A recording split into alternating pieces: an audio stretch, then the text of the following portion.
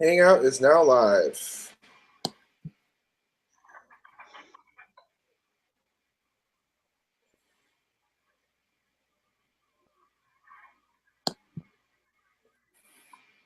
Okay, so I'm going to hold a few minutes and see and let some people get on. We have no viewers yet.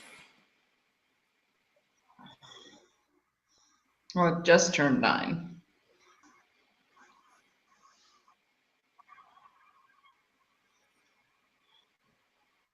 Text my Yeah, the problem is the confusion of this of the link. It's like, okay, I sent out a link, and I think everybody was ready for that. I had a lot of people say yes to that, and then I totally messed up having to do a new link. Although I wonder if I had just used that link, if it would have worked. Oh, I hope people didn't think.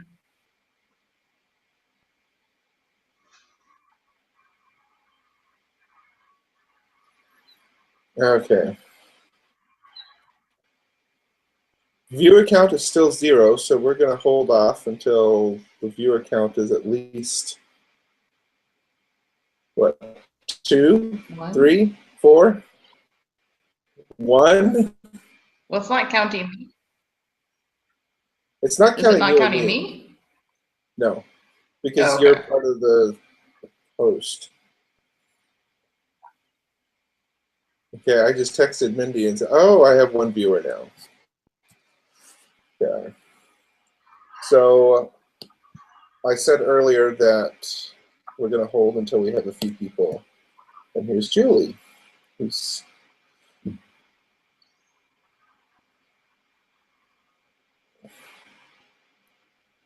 going to help me moderate this. Oh, we are up to 5 viewers now.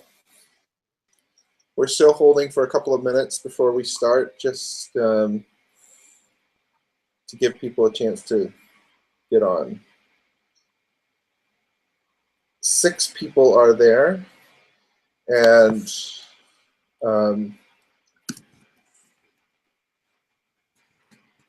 type questions. Julie is going to have a few questions for me to get the conversation rolling at the beginning, and then you can type questions in the chat window.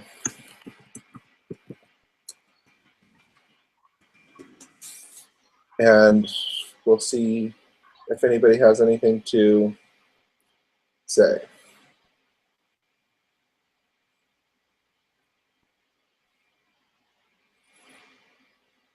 Okay, we're still at 6 people.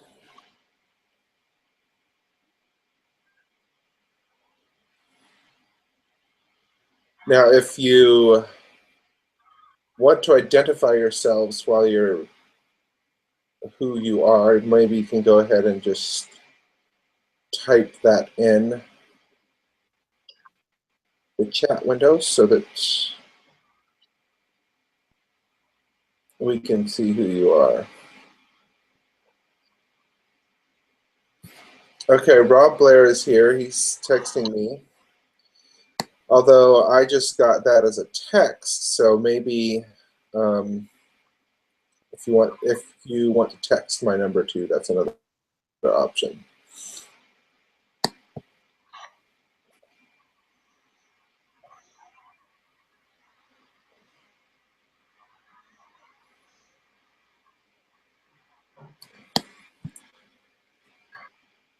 Okay, just a couple more minutes and we'll get going.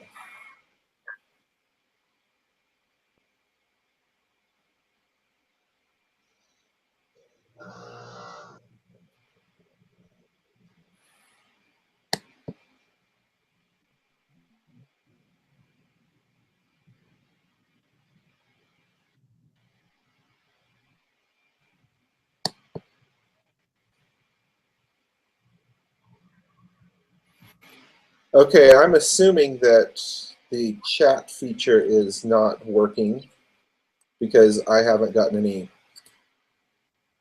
texts any chat items from anybody.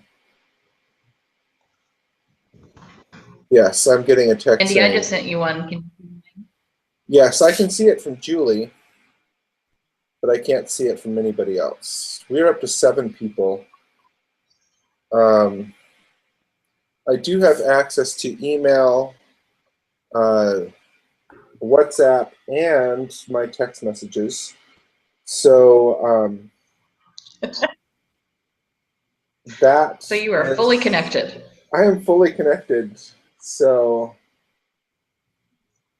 why don't you, if you have any questions, text me at 213-479-9603.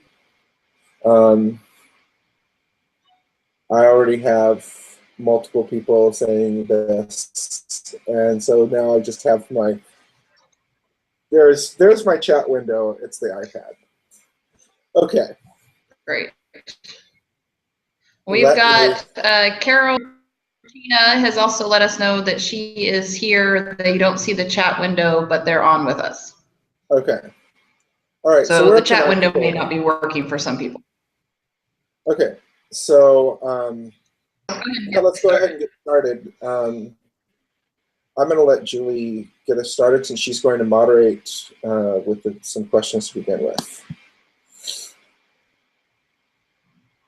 Great. So we are going to be able to talk with Andy, who is in Jerusalem right now, doing production on 3 are part of with us. And one of the things that we wanted to do, goal of creating a more interactive documentary opportunity, was include you in the of query. For those of us, Andy and I have worked together for a long time. A lot of the fun of making videos and making documentary is the time when you're actually making it and you're running into obstacles and challenging new things. And we realized we wanted to include our funders in this process, that this is part of the best part of it, of finding out what's happening right now while Andy's actually on the ground and doing this. So I've just put together a couple of questions to ask him a few things just to get the ball started. I want to have your questions as well so he can tell you about what's happening, what he's experiencing, and what it's like right now for him. So Andy, this is your first time in Jerusalem. So my first question is, what was your very first impression when you arrived in Jerusalem? Okay, well, before I get started on that, we were going to mention that if we do drop out, because I am actually staying in the old city, which is very, very old, and the wiring is not great, and the internet has been iffy. So if I do drop out, I'm not sure how we'll be able to keep going, and we'll probably just have to call it that point. But right now, it looks like we're doing good, so I don't think that's going to be a problem. So when I first got to the old city, I actually had to carry my bags in because there's no cars.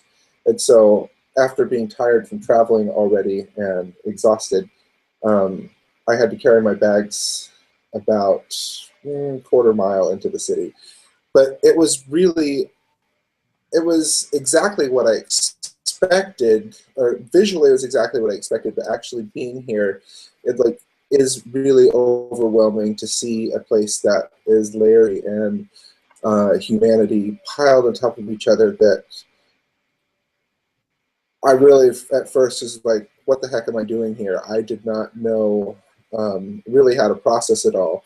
And so initially my first, I got here in the late afternoon and I just said, you know what, I just need to walk around and come to grips with what I'm seeing, which didn't necessarily lessen that initial feeling of being overwhelmed, because it is a barrage to the senses.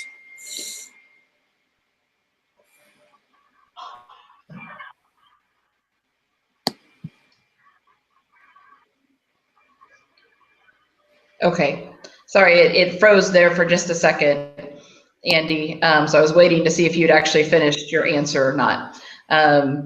but it sounds like it was pretty overwhelming, just your fish into it. Tell us about, just from your first day or two, have you had a really memorable conversation that maybe gave you a whole new perspective on what we're trying to do here? Actually, one of the first conversations I had was with a guy who did not want to be filmed. I sat down, I was looking at old pictures from like 100 years ago in his shop of what Jerusalem looked like in the early days of photography, some of the first pictures ever taken here. And then I ended up talking to him for over an hour. And it was interesting because he had, he was I guess the best word to put it is an evangelical Muslim, because he really believes that the best thing for everybody is that we all need to be Muslim. However, he's very open and tolerant to the fact that if people choose to follow their own religion, that's okay. And so everybody's welcome to follow their own religions, but that Christians and the Jews have distorted the view of God, and that God is the only one that should be worshipped, and Christians have made Jesus a god, which is wrong, and the Jews, he said, have made war a god. So that was an interesting conversation to have straight off the bat. However, there was a good rapport, and it was an open and interesting conversation. I just wish I could have been able to film some of it, but I think all of these conversations, whether I'm able to film them or not, kind of flow into the context of the whole thing that I'm doing. What is interesting with this guy, and pretty much with everybody I've spoken to, well versed and articulated they are on their opinions of what's going on, because of the issues in their country, the issues in the world, the issues with the religions here, which is not something that I can say about people in the United States. It's very difficult to, within a short period of time, strike up quite a deep and well articulated conversation about such controversial issues.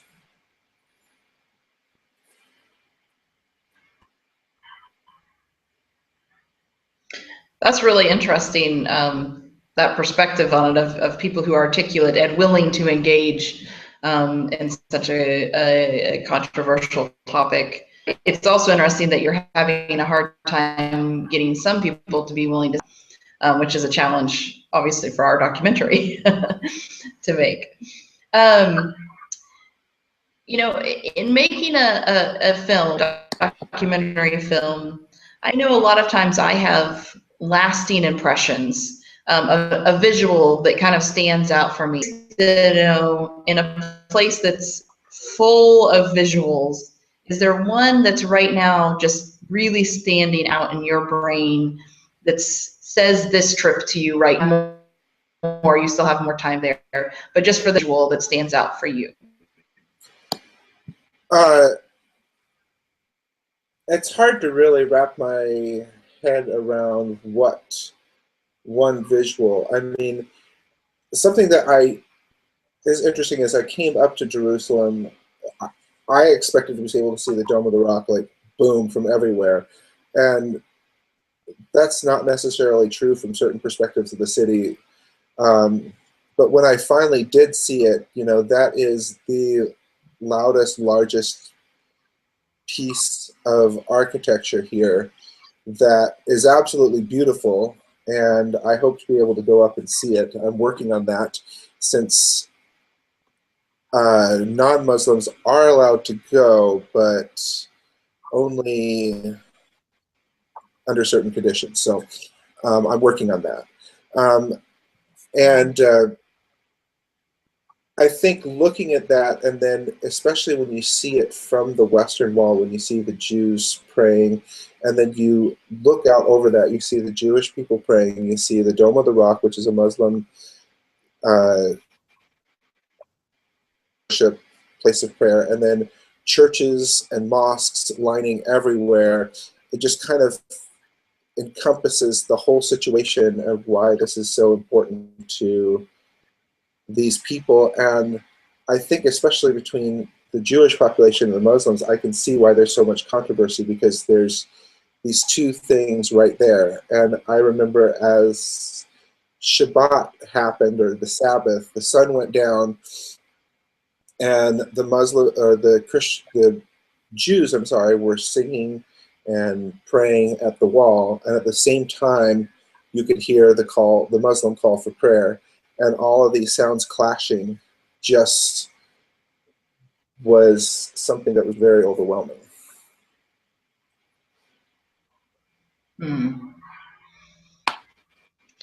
Well, I don't think I'm probably the only one here who's a little jealous that they're with you. Very cool just to hear your experiences, and I footage as well. I know you've already said that so far this trip you've been overwhelmed with the number of just visual ideas and people. Is there any one thing that you could say really surprising to you about the trip so far?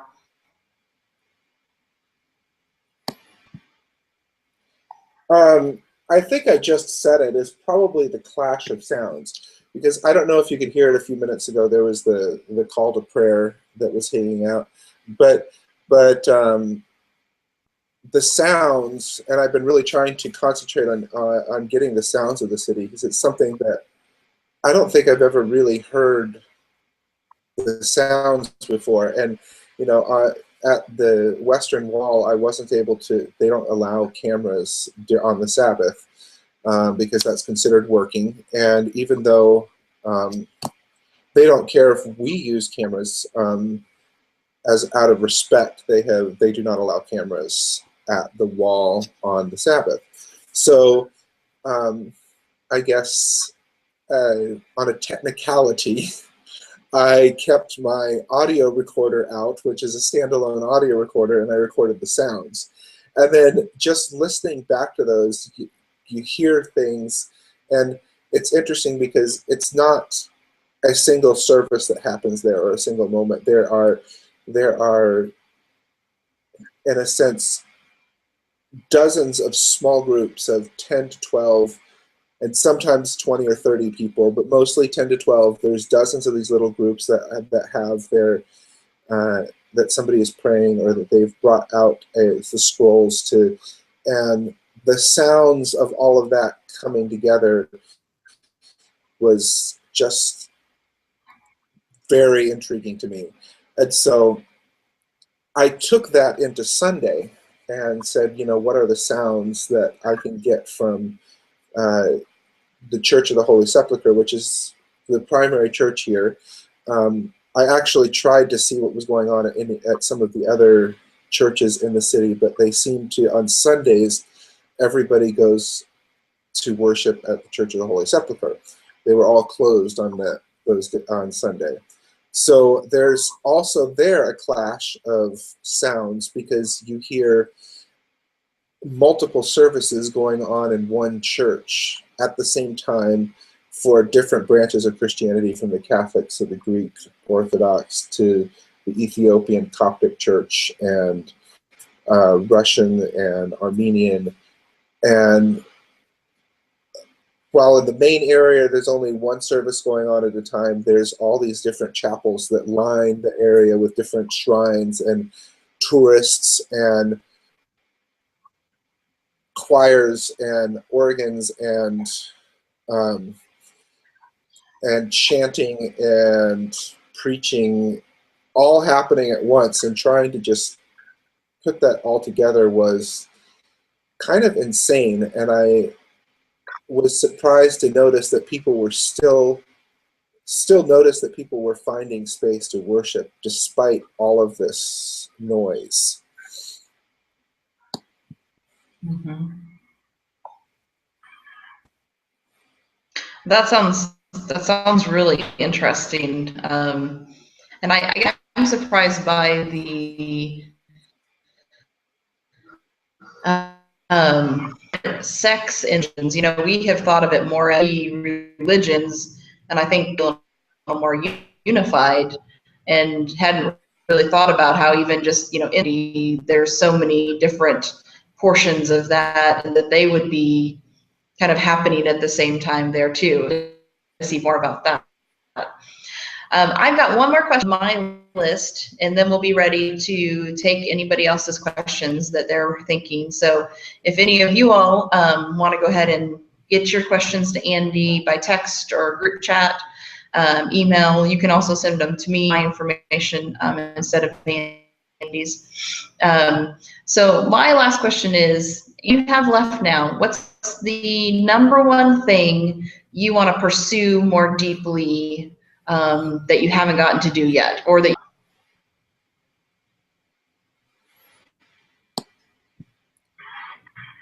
Okay, I lost your sound at the end, but I have your question here.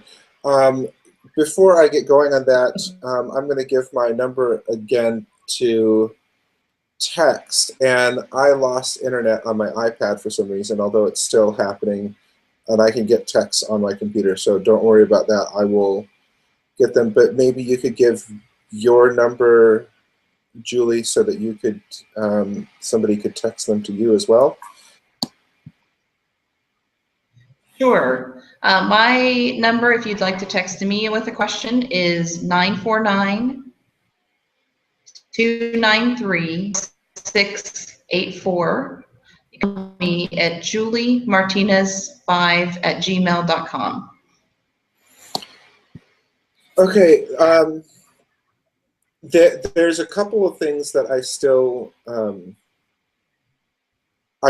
am very interested in doing. I'm going to be spending a day going outside of the city and spending a little bit of time in Bethlehem and the West Bank, because, while this is a starting point, there is a lot of,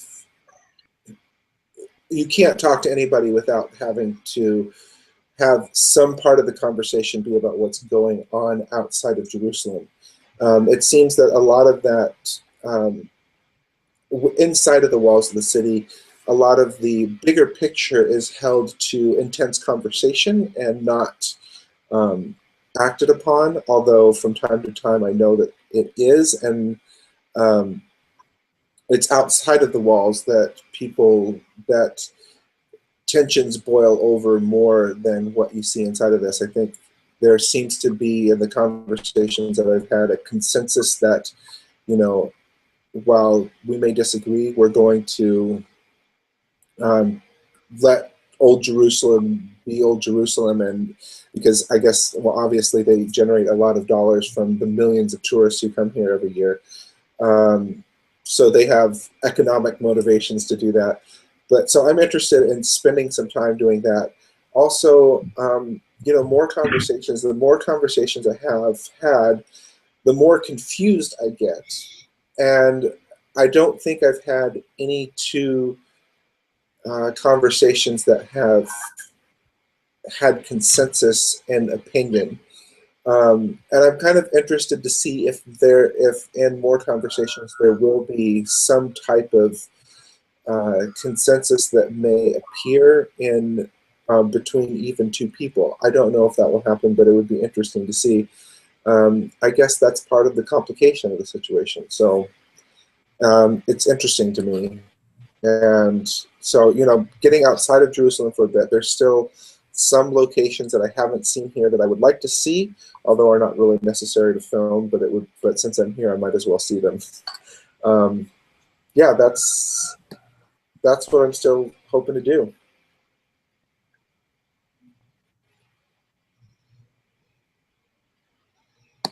Oh, great.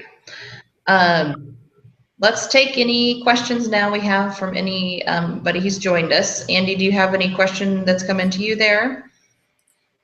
Well, since I lost internet on my iPad, which was what I was hoping to get this, since I have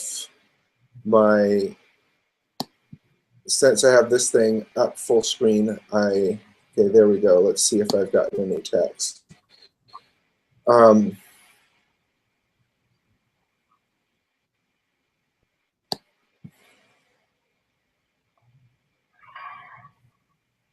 Well, I do have a question from Mindy, but I think this was from earlier on. Have you been able to feel any tension between the three religions? I think, like I said earlier, the conversations that I've had, you sense that there are tensions, but they're kind of kept under the surface inside of the Old City. I actually noticed, oddly enough, tension primarily inside the Church of the Holy Sepulchre, which I noticed that that the priests of the different faiths, there was some tension or looks about who was doing what, when, and where, and I noticed that.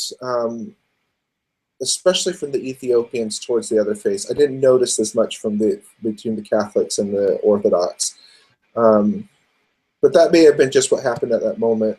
So that was a tension that came up that was interesting to me. I have another question here. Go ahead. Yeah, I have another question from Rob Blair. He has said, "Are there any KFCs?" No. I think that's because there is a KFC at the pyramids, which is really funny, and you know that, Julie, because you. What's the food like? Well, if you like pita bread and shish kebabs and hummus and fresh juice and shawarma or falafels, all of that stuff is way better here than it ever is anywhere else. So eat up. That's what I'm doing. Although oddly enough, yesterday it was really hot, and I bought an ice cream sandwich, which is a very American thing. Good.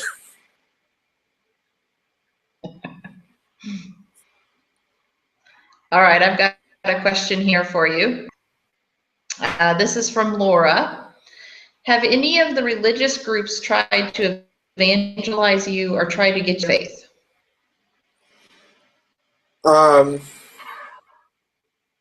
Well, I would say the closest thing to evangelizing was the conversation I told you guys about with the Muslim guy who says that we should all be Muslims because we have as Christians distorted God and worship Jesus instead of God.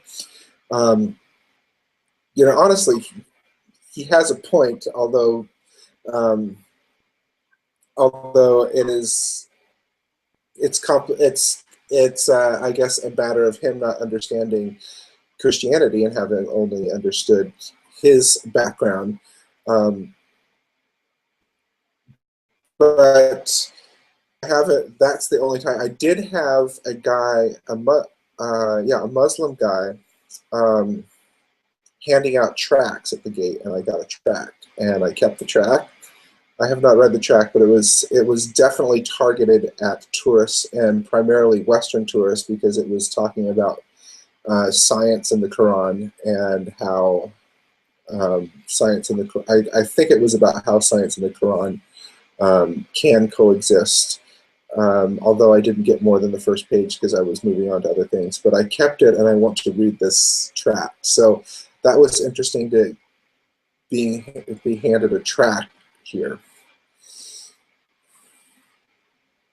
Mm-hmm. I've got another question for you. Is the military presence in Old Jerusalem? Yes, there is military everywhere. Although it's interesting because military from the onset is exactly what soldiers in their fatigues with their guns, but the seriousness of it, at least at this point, because there hasn't been tension, the seriousness of it is they're pretty lighthearted. They're sitting around, they're most, I guess there's a 2-year minimum military requirement for Israelis here. So they're mostly young, early 20s. They're sitting down, they're standing up, they're talking with each other, it's eating, snack, laughing, chatting. One gate, and I don't remember which gate I was at, and I was just sitting down for a moment to gather my thoughts, and one of the guys comes up to me and is like, and says that he wants this girl. One of the soldiers came up to me and said, "This girl's her picture taken." I have a camera, so then I was like, "Okay, well, I'm going to take this opportunity to take her picture. That's funny." So I actually rolled video while I snapped pictures of her and of him with her, and then emailed him the pictures later because he wanted to see my pictures. So, but it's actually really interesting video of, these two soldiers laughing and talking and interacting with me, but yet they're in full fatigues and with guns and the whole nine. So at least at this point, that's my experience. I am certain that if tensions were to happen or something were to go on, that lightheartedness of the soldiers would quickly disappear. Mm-hmm.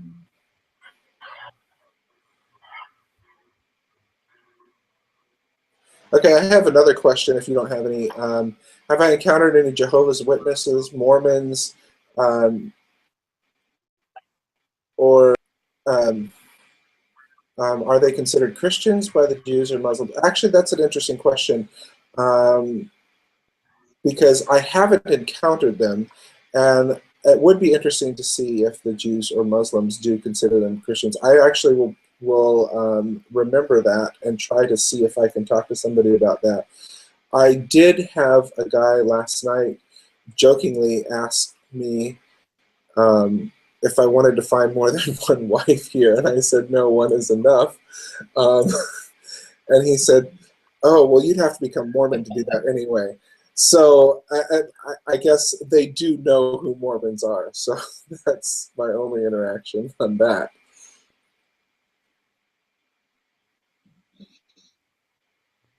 Any more questions?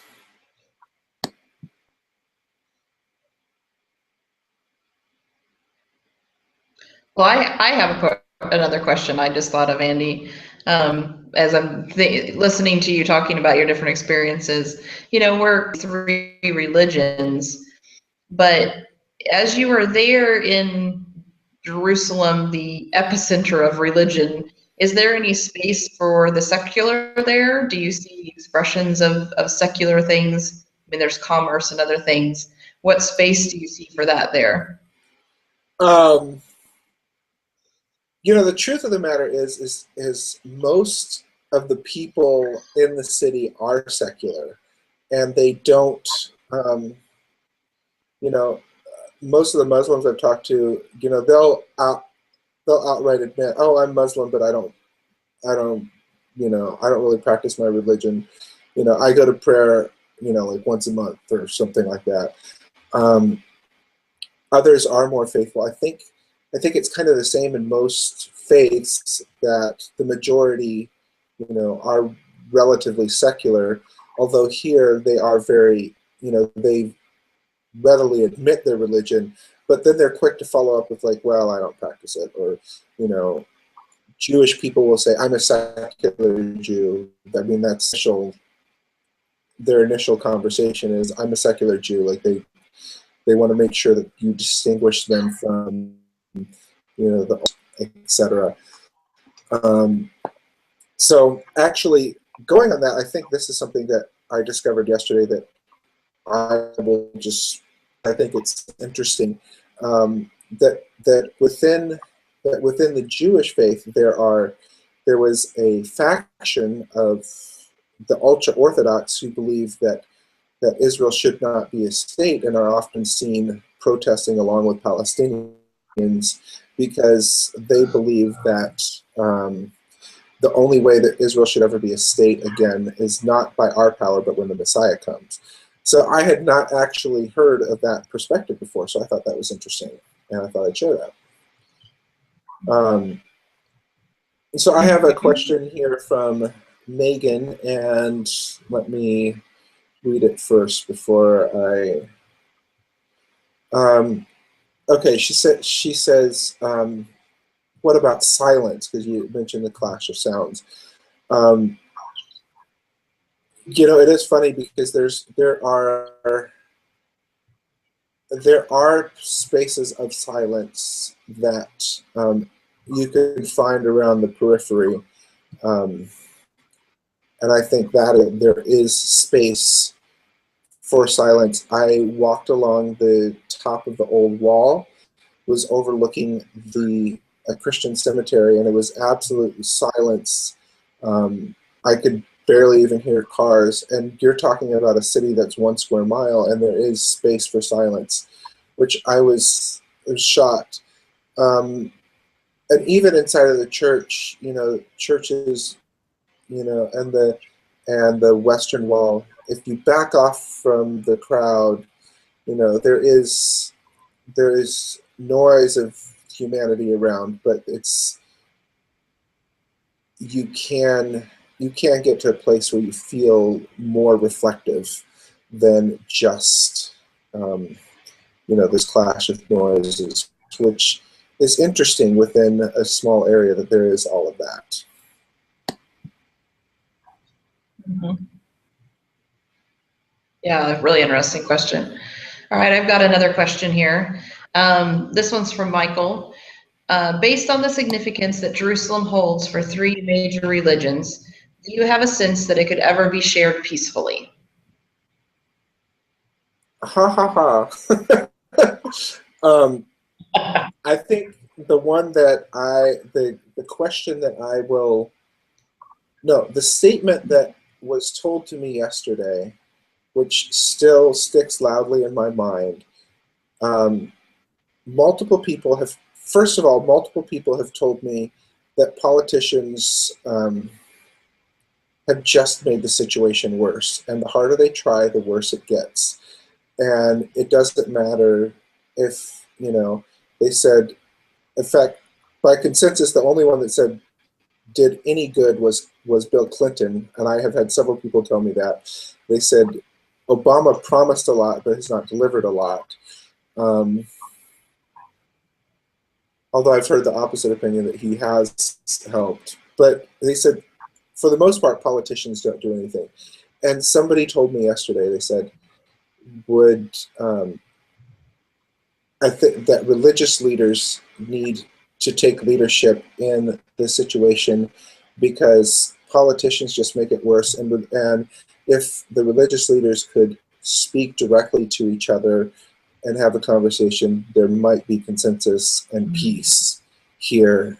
And he mentioned the current Pope as an example of a religious leader who's taking initiative and leadership.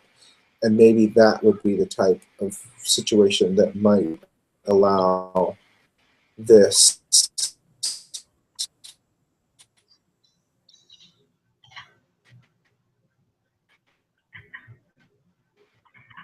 to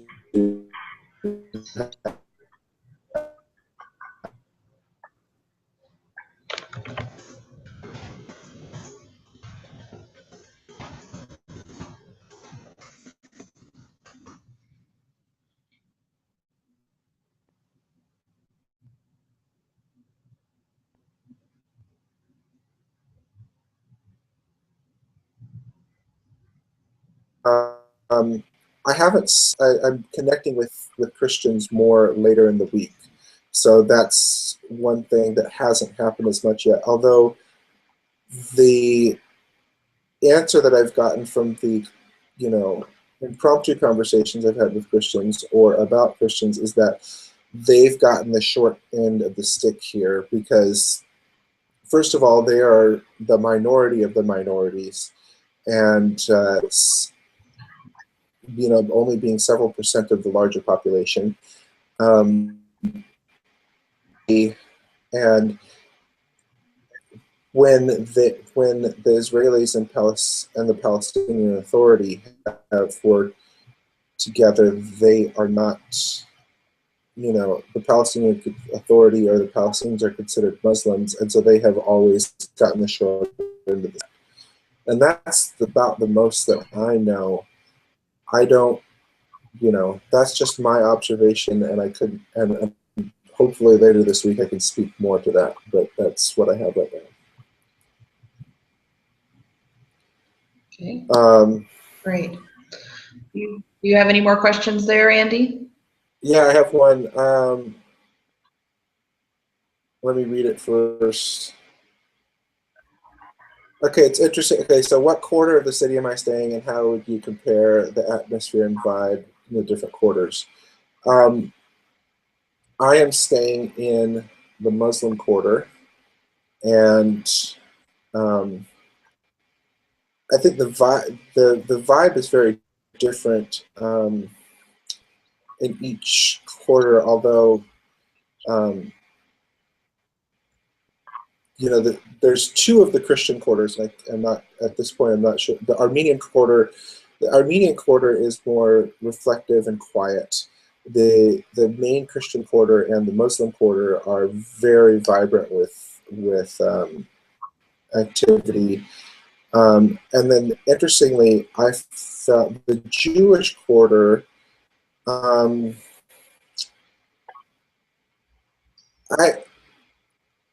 I almost felt like it was an American suburb. Not, I mean, the buildings are not, but the vibe was, kids playing on playgrounds, more open space, like larger restaurant. It wasn't crowded. It seemed more like a resident. It seemed like the end of a cul-de-sac, but a really crowded cul-de-sac. And that I found that interesting. And I spent only a few minutes there yesterday. I didn't really film in there. I just walked through, and then I spent a lot of time in there on Saturday. It was very quiet. Mostly people just playing around and chatting at that point in the Jewish quarter.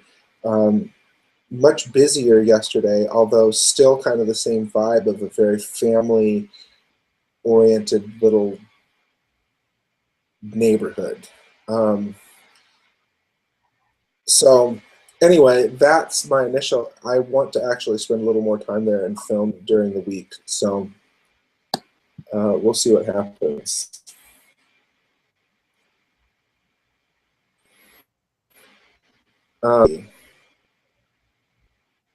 Have you spoken to anyone about the recent election?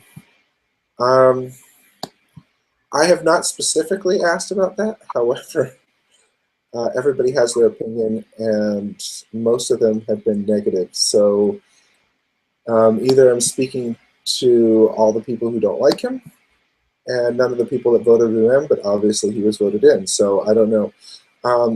Although I did hear that the Palestinians with Israeli passports of residency are allowed to vote, but they are not allowed to vote for the Knesset, and they're only allowed to vote in their local elections, which is a very major difference that I was not aware of. So they are citizens, but it would be like in the United States, if you were a citizen of the United States and you could vote for the state and local elections, but not for the president. So that's a very interesting distinction. Mm-hmm.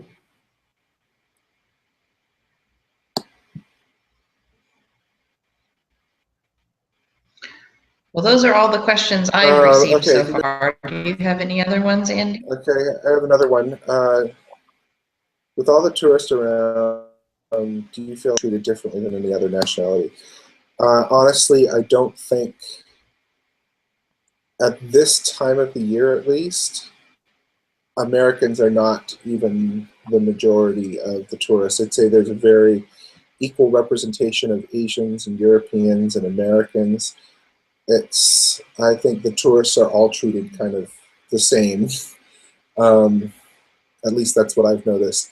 And I haven't seen enough Americans to really know that it's that much different, that we would be treated different. So maybe, or maybe not, I don't know. I think that's all the questions I have. If I missed one, they were coming in through all kinds of sources. And if I missed something, I'm sorry.